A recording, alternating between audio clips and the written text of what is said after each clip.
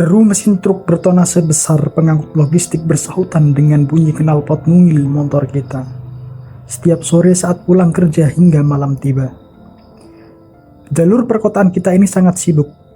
Rencananya, jalan artileri truk-truk besar yang padat ini bakal dialihkan ke selatan, melalui mega proyek Jalan Lingkar Selatan, memecah alur lalu lintas.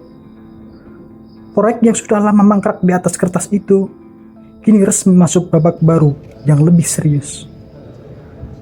Berdasarkan dokumen kebijakan fiskal terbaru yang disahkan dalam kesepakatan KUA PPAS APBD perubahan, Pemkab Bojonegoro secara resmi mengalokasikan anggaran senilai 30 miliar khusus untuk pengadaan lahan yang mulai digenjot tahun ini. Pembebasan lahan untuk JLS yang sedianya dipasang 50 miliar kemudian kita kurangi menjadi 30. Tapi di balik angin segar itu, ada yang perlu menjadi perhatian serius, yakni sebagian lahan pertanian warga yang akan hilang. Ada yang senang, ada yang kepalang gelisah, belum lagi jika ada mafia tanah.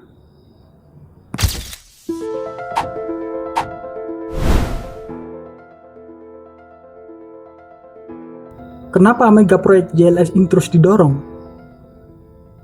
Pusat kota Bojonegoro saat ini memikul beban ganda yang teramat berat. Jalur dalam kota harus merangkap fungsi lokal sekaligus poros logistik nasional yang menghubungkan jalur Cepu, Babat, hingga Surabaya.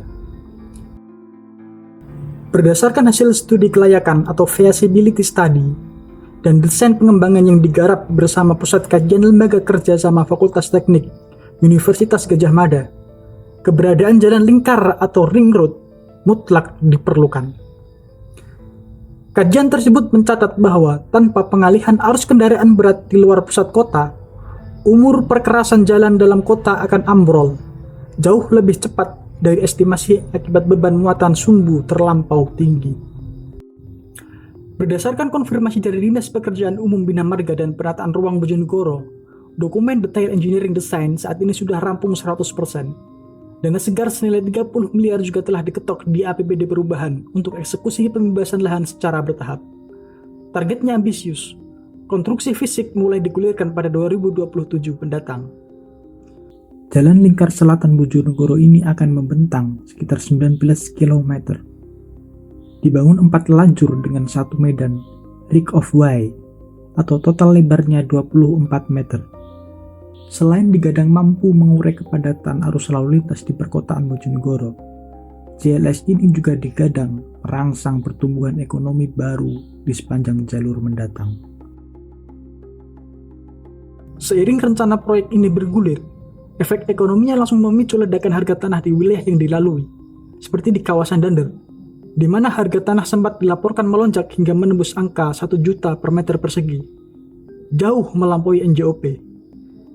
Lonjakan ini rupanya berpotensi mengundang para spekulan dan potensi praktek mafia tanah. Pemkab dan DPRD perlu mewanti-wanti masyarakat agar tidak serta-merta tergiur tawaran harga instan.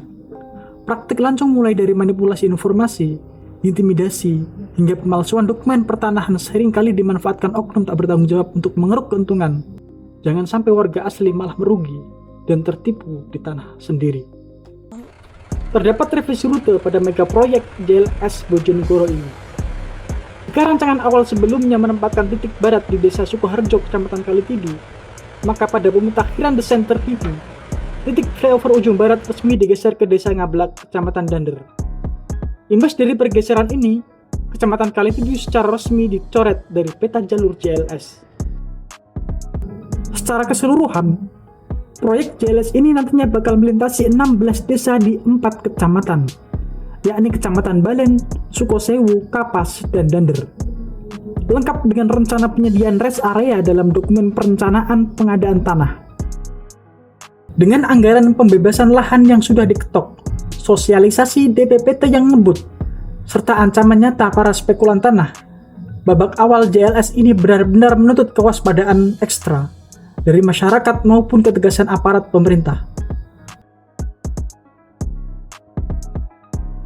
Dari pengalaman Tuban, proyek jalan lingkar memang sudah terbukti memecah arus truk-truk besar tambang dan logistik lintas provinsi agar tidak masuk menghancurkan jantung perkotaan. Di Kabupaten Tuban, pembebasan lahan sempat diwarnai tarik ulur, gugatan hukum di pengadilan, hingga aksi protes warga akibat ketidaksepakatan harga. Ini mirip dengan potensi ancaman spekulan dan mafia tanah yang berpotensi mengintai pembebasan lahan JLS Bojonegoro. Selain itu, pengalaman Tuban menunjukkan bahwa setelah jalan lingkar beroperasi, beban perawatannya sangat tinggi karena masifnya tonase kendaraan berat. Bahkan, Pemkab Tuban harus terus menggelontorkan miliaran rupiah dari APBD tiap tahunnya untuk menambal jalan berlubang, yang sempat memicu perdebatan status kewenangan antara pusat dan daerah. Artinya apa? Pembangunan JLS Bojonegoro senilai 30 miliar untuk tahap awal ini, PR besarnya bukan cuma sekedar membangun sampai jadi di tahun 2027 mendatang, tapi bagaimana memastikan pengawasan pasca pembangunan tidak kedodoran seperti kisah di kabupaten tetangga.